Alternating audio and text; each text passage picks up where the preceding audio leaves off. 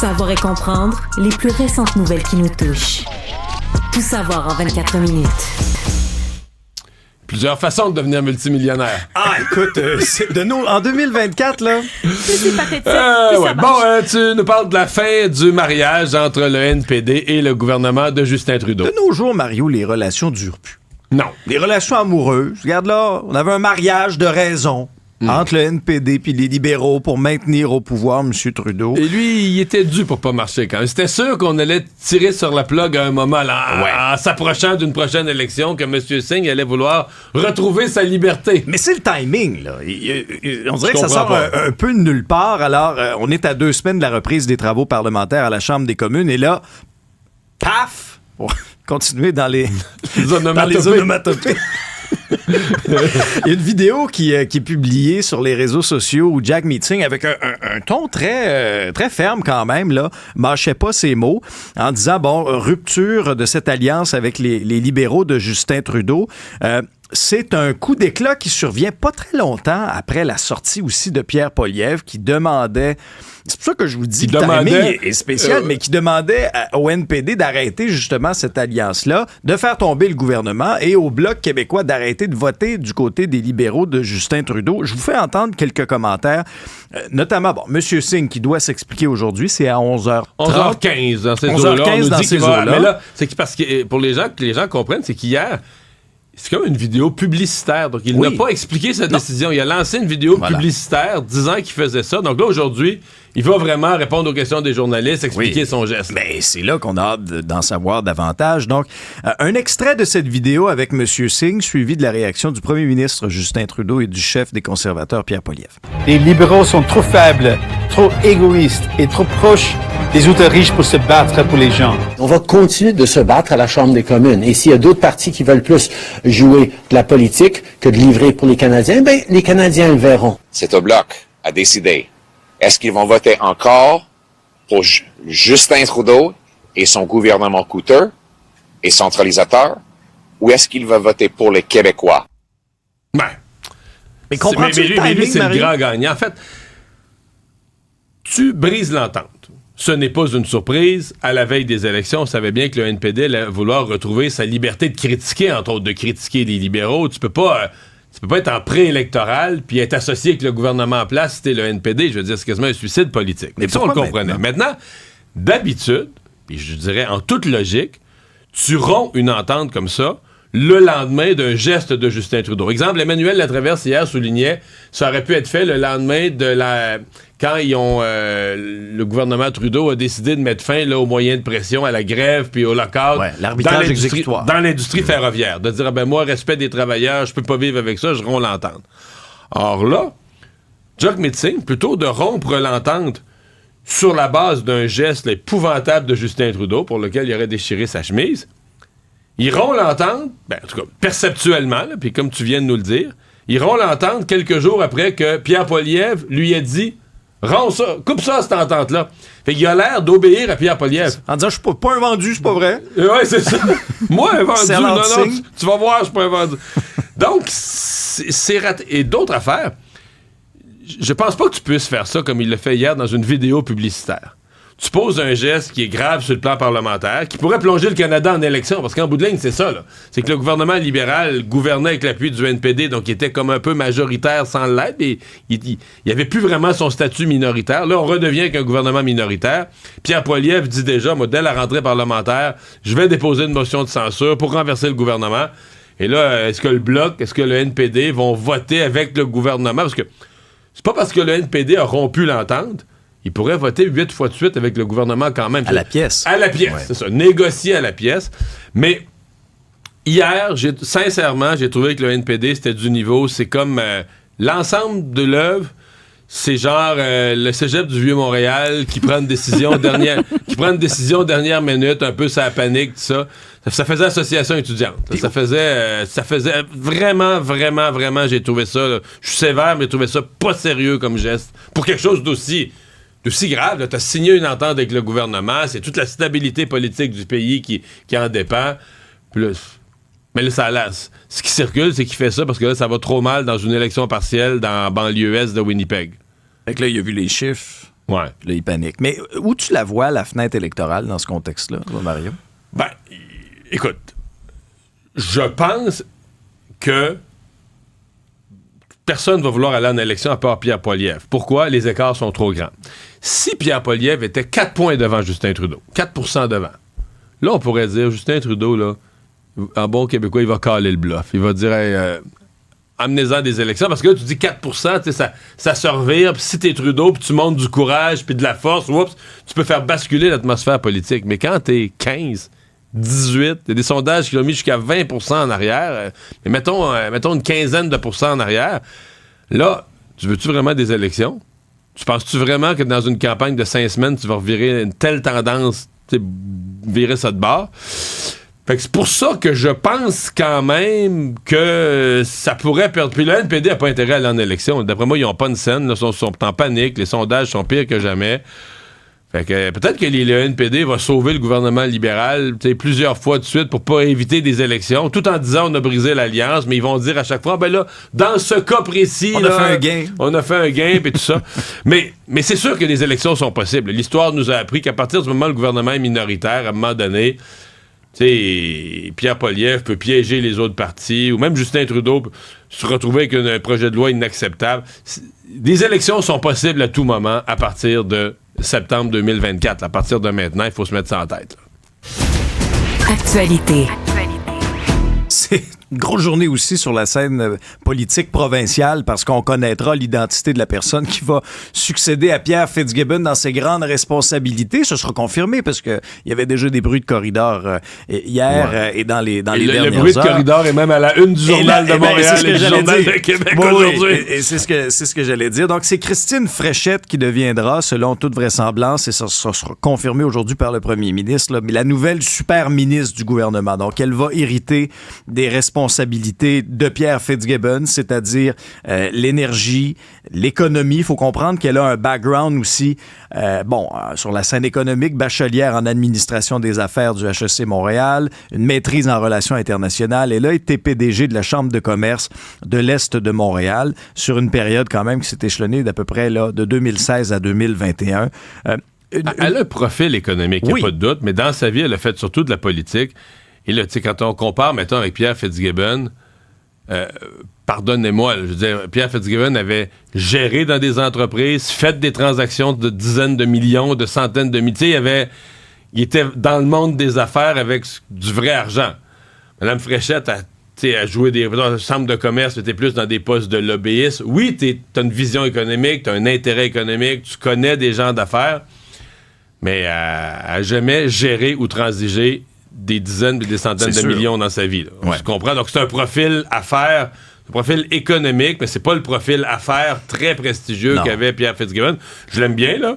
Je constate, moi aussi, puis je pense qu'au cabinet de François Legault, on est vraiment, là, tu sais, très impressionné. C'est l'étoile montante, là. Oui. On est très impressionné par sa performance. Le dossier de l'immigration qui avait été à la CAQ, toujours un peu brouillon, là. Tu sais, la CAQ disait qu'il faut réduire l'immigration, mais on savait jamais comment. Pour dire que les chiffres, nous-mêmes dans les médias, on essaie de résumer la CAQ pour dire, voyons, depuis qu'elle est là, les chiffres sont précis, les demandes, on comprend, les montants d'argent. Elle a vraiment mis de l'ordre dans le ministère, mais visiblement dans les demandes, dire la CAQ, oui, on a une telle vision en matière d'immigration, mais comment on articule ça en des faits précis, compréhensibles? Donc, elle a impressionné. Je demeure convaincu que l'image économique de la CAQ est affaiblie par le départ de Pierre Fitzgibbon. Je pense que dans un avenir immédiat, ce qu'on va lui demander à elle, c'est de faire adopter le projet de loi. C'est de s'asseoir à l'Assemblée nationale sur le projet de loi énergie. Parce que Fitzgibbon a redit hier, oui, mon projet de loi, c'est pas parce que je m'en vais, il faut qu'il soit adopté. Là. Mais j'espère qu'elle est bonne en lecture rapide aussi. Mais c'est parce ça, que, de s'imprégner du dossier. La consultation parlementaire, ça aura lieu la semaine prochaine. L'opposition avait dit, non, mettez ça sur la glace, ça n'a pas d'allure. La CAQ continue d'aller de l'avant. Et si Mme Fréchette se retrouve avec les responsabilités de Pierre Fitzgibbon, qui va se retrouver à l'immigration, selon le bureau parlementaire, c'est Jean-François Roberge qui hériterait des responsabilités qui étaient occupées précédemment par Mme Fréchette. Et ce serait comme combiné avec ses fonctions actuelles, langue et relations canadiennes. Donc, il ramasserait l'immigration. Mais revivons ensemble un peu certains moments de ce point de presse-là entre Pierre Fitzgibbon et François Legault, qui les dernières secondes aussi étaient particulières. Hein? On les a vus partir chacun de leur bord. C'était semi-chaleureux. Semi-chaleureux. Pierre Fitzgibbon, suivi des commentaires du premier ministre. C'est quand on sent qu'on n'a plus le même enthousiasme, malgré les projets super intéressants, ben on se dit c'est peut-être temps de partir pour laisser la place aux autres. Je pensais que par transparence, d'abord, il fallait le dire. Puis ça devient difficile du côté de la légitimité quand on annonce qu'on s'en va éventuellement. Distraction pour vous? Ben, j'aime pas ce mot-là. Là. Ce que je dirais, je n'étais pas confortable avec ça. Ah voilà, donc à suivre. Il y a Denis Coderre aussi qui a des ennuis qui se compliquent. Là. Oui, et là, c'est une couche de plus. Les déboires avec l'impôt, avec le fisc qui s'accumulent. Là, c'est Revenu Québec qui a inscrit une autre réclamation d'impôt. Cette fois, c'est pour 2023, où là, on lui réclame 67 000 $. Si bien que lorsqu'on additionne aussi les montants qui étaient réclamés pour 2021-2022, Mario, on est rendu à 133 000 $ en termes de dette d'impôt de Denis Coderre. Et là, il y a toutes sortes de réactions sur sa légitimité dans la course. Il y a eu, entre autres, Désirée Megrod de Notre-Dame-de-Grâce, qui, elle, a appuyé ouvertement M. Rodriguez, qui a dit que quelqu'un qui ne paie pas ses impôts, ça le disqualifie comme candidat. Notre collègue Yves Poirier a essayé d'avoir les réactions de M. Coderre. Il s'est rendu à son domicile. Bon, j'adore Yves, mais quand Yves Poirier sonne chez vous, c'est pas bon signe. Voici ce que ça a donné. M. Coderre, c'est Yves de TVA. Non, mais on veut faire une petite entrevue. On ne s'est pas déplacé pour rien. Là. Je veux pas faire d'entrevue à travers un intercom. Gestion des émotions? Ouais. Il y a une mauvaise humeur et je le comprends, mais c'est parce que même du point de vue de la nouvelle politique, là, de ce qui est de l'actualité politique, même la direction de la course puis des autorités du Parti libéral laissent entendre que tu peux mettre des conditions, parce que les règles de la course n'est pas officiellement lancée. Elle est comme lancée parce qu'il y a des candidats qui sont déjà annoncés. Avec nous, on traite la course comme si elle était lancée, mais légalement, elle n'est pas officiellement lancée par les autorités du parti. Or, dans ces courses-là, on met des règles. Exemple, si c'est un dossier criminel, je veux dire, si t'as déjà fait de la prison, ils te laisseront pas... tu deviens inéligible. Tu deviens inéligible. Et il y a fort à parier que si tes affaires sont pas claires avec l'impôt, ça pourrait devenir une condition qui le rende inéligible, donc qu'il ne puisse même pas se présenter. Je suppose que lui a une version des faits. Tu sais, des fois, tu as des raisons. On a déjà vu des gens qui avaient des raisons de contester l'impôt, qui se sont pognés avec le ministère du Revenu sur un désaccord, des fois même avec un avocat à leur service, et qui ont gagné, là, que l'impôt a perdu. Mais, tu sais, quand tu te présentes en politique, si c'est ça, il faut que tu le clarifies là, pour que le public comprenne exactement ce qui se passe. Ce qu'il lui dit, c'est des raisons, c'est personnel et des raisons familiales. Mais c'est aspire à devenir chef de parti, donc éventuellement premier ministre du Québec. À mon avis, si tu me le demandes, à mon avis, là, si j'essaie de me mettre dans les culottes des dirigeants là, de la course, des gens qui vont organiser la course, tu peux pas prendre ça comme une réponse. C'est personnel. Tu dois, à mon avis, être en règle avec l'impôt ou au moins avoir une espèce d'explication. Mais même, je pense que les autorités du Parti libéral lui diraient, c'est, regarde, si tu veux contester, tu as le droit. On t'enlèvera pas ton droit citoyen de contester parce que tu fais de la politique. Paye. Puis, conteste après. Puis c'est ça. Si tu gagnes, l'Agence du revenu te remboursera tout ce qu'ils te doivent. Là. C'est mon feeling. Actualité. Tu y as goûté cette semaine? Ouais, dure semaine sur les routes, au point où ça devient un sujet dans l'actualité. Ben oui, parce qu'il y a plusieurs personnes qui appréhendaient la rentrée, le retour au travail, en se disant, bon, OK, là, est-ce qu'on va redevenir un peu à des niveaux pré-pandémie? Parce que, bon, en pandémie, tout le monde était à la maison, le télétravail s'est poursuivi aussi pendant plusieurs années après. Mais là, on sent que les choses redeviennent un peu à la normale. Alors, d'un consensus général de l'avis de plusieurs experts, puis je suis convaincu que si vous êtes dans votre voiture présentement, que vous vous êtes déjà pris dans le trafic, c'est pire cette année. Pour plusieurs raisons, selon des experts, puis on en cite quelques-uns dans le journal ce matin, mauvaise coordination des travaux, le parc automobile qui a explosé, entre autres. Et là, les travaux qui vont s'échelonner aussi sur plusieurs années, si bien qu'on est en train de se dire, Mario, que notre calvaire est loin d'être terminé. Ouais, mais la population a augmenté, il ne faut pas l'oublier. La population du Québec, avec les seuils d'immigration, puis avec l'immigration temporaire, le Québec, on était... Avant la pandémie, on était 8,5 millions, là, on est 9 millions. C'est des augmentations jamais vues de population, on est plus de 9 millions. Donc, il y en a une grosse partie de ces gens-là qui sont dans le Grand Montréal et qui sont des travailleurs et qui, donc, sont sur les routes. Mais c'est le plus long festival à Montréal, le festival des cônes oranges. Oui, le festival du trafic, oui, c'est devenu... on est fiers qu'il y a des festivals tout l'été, là, puis à la rentrée, il y en a un autre qui se prolonge. On reste dans le domaine des transports, mais cette fois-ci dans le transport aérien, le National Post, qui a une nouvelle sur ça. Les gens ont peur de cette... Les gens, en tout cas, qui ont des billets d'avion d'Air Canada, ont peur de cette grève-là. Cette menace de grève qui plane pour le 18 septembre prochain, parce qu'Air Canada a beau dire, on va être flexible sur les dates, mais c'est parce que si, à un moment donné, moi, il faut que je revienne à telle date, quand même que tu me dis que tu es flexible sur les dates, ça m'aide pas. Alors, ce qu'on apprend, c'est qu'Air Canada a offert une augmentation de salaire de 30% sur 3 ans aux 5000 pilotes, donc, qui seraient visés par ce conflit de travail-là. Un exemple concret, puisqu'on lance des chiffres comme ça, là. Un pilote d'un Boeing 777 qui a 10 ans d'expérience, avec un salaire actuel de 350 000 par année, quand même assez payant, il faut dire qu'ils ont de grandes responsabilités, mais ça représenterait à peu près 100 000 $ d'augmentation sur la durée du contrat de travail. Donc, exemple, sur 3 ans. De quelle façon ça va être accueilli? Ce qu'on dit, lorsqu'on en comprend aussi de ce qui fuite, c'est que les pourparlers sont au neutre, là, actuellement. Mais le temps file, là. Le sablier, ça graine. OK. Mais donc, 350 000 plus 30 on jase pas encore. On s'assoit même pas encore à la table. Ça n'a pas l'air. Ouais. Ça va être à suivre. Le Monde. Une autre tuerie dans une école. C'est en Georgie cette fois-là, Mario. C'est un tireur qui a fait 4 morts, 9 blessés. Ça s'est produit dans une école secondaire. Et le suspect en question est âgé de 14 ans. Il a été arrêté par les autorités sur les lieux de ce carnage-là. Près d'Atlanta, si je ne me trompe pas. Oui, quand on parle des victimes, je vous disais 4 morts, on parle de 2 professeurs, 2 élèves. Et là, ce qu'il y a de particulier, c'est que dans le système judiciaire, on va le juger comme un adulte, l'adolescent de 14 ans. L'endroit en question, c'est l'Appalache High School. Avant la tuerie, il y avait eu menace via téléphone. Et... ce qu'on disait dans cet appel-là, c'est attention, il y aurait des fusillades dans 5 écoles. Et cette école-là, l'Appalache High School, serait la première visée. Réaction politique, bien sûr, comme à chaque fois, parce qu'on joue un peu trop souvent dans ce film-là aux États-Unis. Le président Biden s'est dit troublé, a dit que son pays ne peut pas accepter que ces fusillades soient normalisées. Pourtant, c'est le cas.